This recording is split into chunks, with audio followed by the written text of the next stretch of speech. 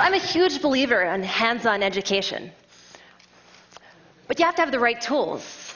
If I'm going to teach my daughter about electronics, I'm not going to give her a soldering iron. And similarly, she finds prototyping boards really frustrating for her little hands. So my wonderful student Sam and I decided to look at the most tangible thing we could think of, Play-Doh. And so we spent a summer looking at different Play-Doh recipes. And these recipes probably look really familiar to any of you who've made homemade Play-Doh. Pretty standard ingredients you probably have in your kitchen. We had two favorite recipes, one that had these ingredients, and a second that had sugar instead of salt. And they're great. We can make great little sculptures with these. But the really cool thing about them is when we put them together.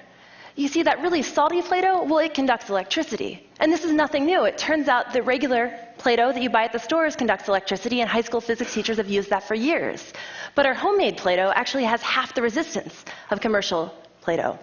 And that sugar dough, well, it's 150 times more resistant to electric current than that salt dough. So what does that mean? Well, it means if you put them together, you suddenly have circuits. Circuits that the most creative, tiny little hands can build on their own.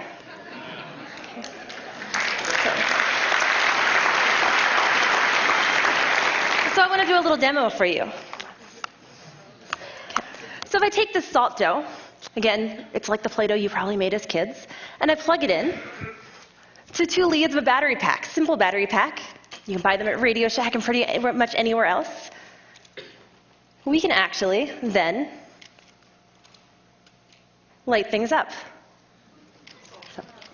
But if any of you have studied electrical engineering, we can also create a short circuit. If I push these together, the light turns off, right? The current wants to run through the Play-Doh, not through that LED. If I separate them again, I have some light.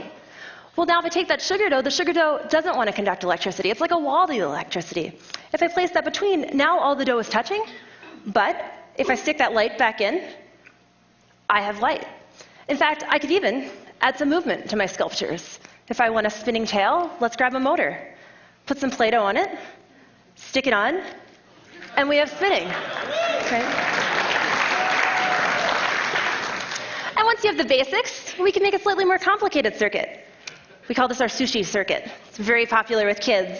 I plug in again the power to it, and now I can start talking about parallel and series circuits. I can start plugging in lots of lights. Right? And we can start talking about things like electrical load. What happens if I put in lots of lights and then add a motor, right? It'll dim.